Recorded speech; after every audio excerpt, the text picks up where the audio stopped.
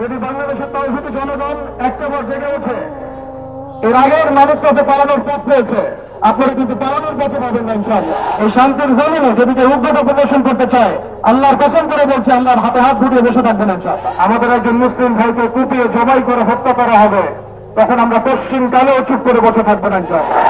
সম্মানিত উপস্থিতি, আপনারা সকলে অবগত আছেন আজকে কি উদ্দেশ্যে আমরা এখানে একত্রিত হয়েছি। আমরা কখনোই বাংলাদেশের সাম্প্রদায়িক সম্প্রীতির বিরুদ্ধে নই, কিন্তু বাংলাদেশের 90% মুসলিম রাষ্ট্রের মধ্যে যখন দিনে দুপুরে আমাদের একজন মুসলিম ভাইকে কুপিয়ে জবাই করে হত্যা করা হবে, তখন আমরা পশ্চিম কালেও চুপ করে বসে থাকবো না ইনশাআল্লাহ।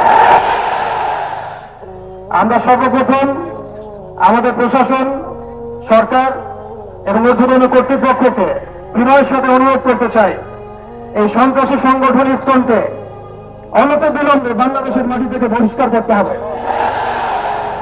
বাংলাদেশের মুসলিম শান্তিকামী মুসলিম, কিন্তু এমন কোন পদক্ষেপ আপনারা নিতে যাবেন না বা ভুল করবেন না যাতে বাংলার তাওহীদি জনগণ আবারও জেগে ওঠে।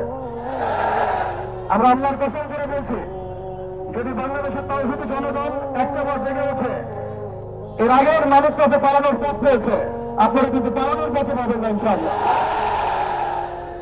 আমরা উগ্রতার পথ বেছে নেব না, আমরা শান্তির পথ বেছে নেব ঠিকই, আমরা ধৈর্য দেব ঠিকই, কিন্তু আর কতজন ভাই মারা গেলে আমাদের হুঁশ ফিরবে?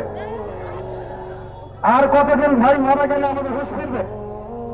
আমরা আমাদের ঊর্ধ্বতন কর্তৃপক্ষের বিনয়ের সাথে অনুরোধ করব, যারা দিনে দুপুরে আমাদের মুসলিম ভাইদেরকে এভাবে রাস্তার মধ্যে কুপিয়ে হত্যা করেছে, জবাই করেছে, এরকম নৃশংস শয়তানি এবং সন্ত্রাসী কর্মকাণ্ডের তীব্র নিন্দা এবং প্রতিবাদ জানানোর পাশাপাশি আমরা এর উপযুক্ত বিচার দাবি করি।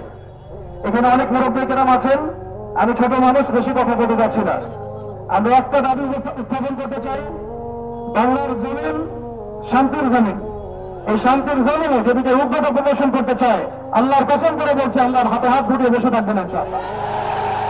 ওয়া আখিরু দাওয়ানা আলহামদুলিল্লাহি রাব্বিল আলামিন। আসসালামু আলাইকুম ওয়া রাহমাতুল্লাহি ওয়া বারাকাতুহু।